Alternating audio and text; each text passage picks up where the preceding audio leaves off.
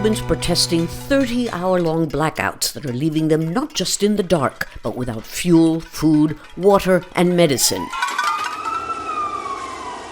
I remember similar scenes decades ago after the collapse of the Soviet Union, Cuba's communist backer. I witnessed massive food shortages as tens of thousands of people fled to the U.S. on makeshift rafts, as malnutrition provoked an epidemic of blindness.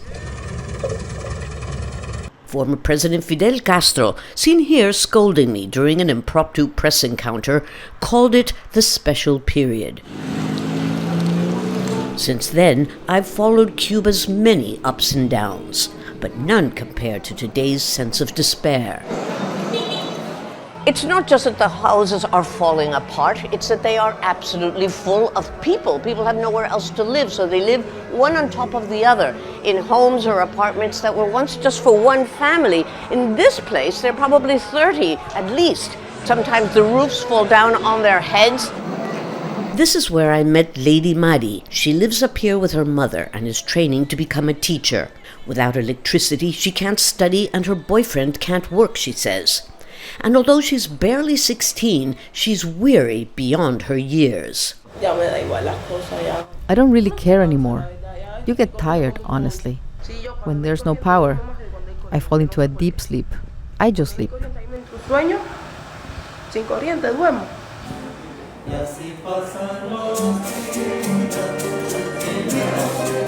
At La Chucheria, a private restaurant, well-fed foreigners and the very few Cubans with money dine seemingly oblivious to the thin boys waiting outside in the hope of getting a coin.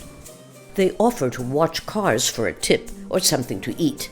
The Cuban Revolution's promise of a classless society that can provide for all is long gone.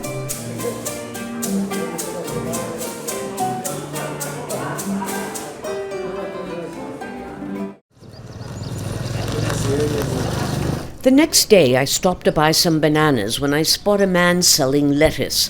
71-year-old Reynaldo Taboada says he can't afford to buy on his meager pension. I'm retired and I'm hungry. Yes, me, I'm hungry. I'll say it in front of anyone. I'm going hungry because here, there's real hunger, serious hunger. There's real need. I've been without electricity for 2 days. I live in the Martin neighborhood, and we've had no power for 2 days. The little food I had in the refrigerator spoiled. Really? Yes. And what are you looking for now? Anything, really. Something to eat, something to survive on. I say it in front of anyone, because I'm not afraid. My name is Raimundo Taboada, and I'm not afraid. My friends tell me, you have to control yourself. They're going to put you in jail for talking like that. But I don't care, let them. How long are we going to continue being cowards? Enough. I'm dying for Trump to get here. Sharing such opinions in public and on camera was unthinkable until recently. But years of economic turmoil, now intensified by a 5-month-long U.S. fuel blockade, have pushed the island and its people to the brink. It's not even possible to collect rubbish. And this is more than an eyesore, this is a sanitary disaster. The rubbish system in this country also needs to be completely overhauled, as you can see. And it's not just a matter of not having petrol, it's just that there is no system anymore to account for the amount of rubbish that people generate now. Jovanka lives in front of the rubbish mound and says she's losing her mind. Welcome to the House of Flies. Look, there are flies everywhere. Look, I've had this for 15 days and nobody takes the rubbish away. And right there is a medical clinic. The doctors can't work because no one's picked up the trash. Welcome to the House of Flies. She's cooking lunch. Banana con ajo. Bananas with garlic. That's going to be the food for today. Here's the garlic, here's the bananas. That's it. And who's to blame? Well, I don't know who is to blame. If I tell you, they'll lock me up. But if that was once the norm, it's no longer the case. Today, everyone complains. But not everyone against Cuba's one-party state. Rolando Barrero, a passerby, blames decades of U.S. economic sanctions. Whenever we're about to do business with another country, they immediately put obstacles in our way, and they impose sanctions on countries that trade with us. Trump says he wants to help us, but in reality, they're just squeezing us more and more and more. Are you afraid that the United States might use military force or invade? No, I'm not afraid. I'm not saying they can't attack us, but it will be hard. It would be a difficult war, because the Cuban people are very patriotic. There's a lot of Cubans in the U.S. that want Trump to attack and bomb us. But they don't know the consequences that can bring for their families and the Cuban people, because I'm sure our people will fight. The Cuban people are not softies. We proved it in Angola. Perhaps, but in 2 decades, the population has dropped from 12 million to less than 10 million because of mass immigration. Most of the people I knew well have left. For those who remain, remittances from family members working abroad aren't enough to make up for the impact of the U.S. fuel blockade. These patients have chronic kidney disease. They couldn't make it to this hospital in time for their dialysis treatments, and now they're in critical condition. With public transportation barely functioning, patients and doctors tell us they can't risk leaving the hospital at all.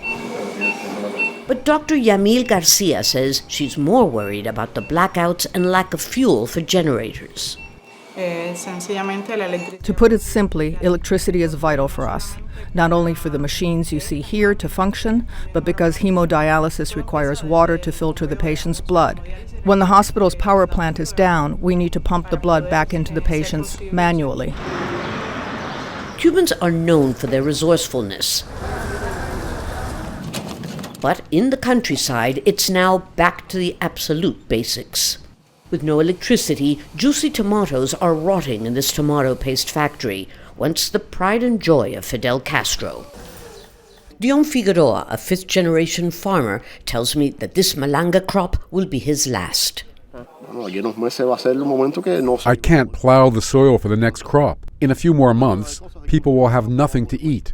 As it is, we can't get our produce to market without petrol. I don't see any solution or an end to this. There's lots of negotiations, they say, but the truth is we have no idea what will happen. In the past, farmers could only work for the state. But the irony is that now that they have more autonomy, they're being held back by the U.S. fuel blockade. Back in Havana, I noticed people with bicycles and motorbikes getting on a bus to cross the harbor tunnel. It's the only way because the tunnel has no ventilation. Only vehicles that can go more than 60 kilometers an hour are allowed. It's a good opportunity for a chat about U.S. President Donald Trump's strategy to force regime change. It's good to take resources away from our government, but since we're the ones at the bottom of the food chain, the fuel blockade only punishes us. Do you agree or not? We're asking for change for sure, but not like that. Foreign intervention like in Venezuela is not the way, adds Jean Manuel. If another country wants to impose change here, it's not from the goodness of their heart. They want Cuba for themselves. We need to change our system ourselves from the inside, like Fidel Castro did with the revolution. But his formula from 60 years ago, it doesn't work anymore. We've been resisting for 6 decades.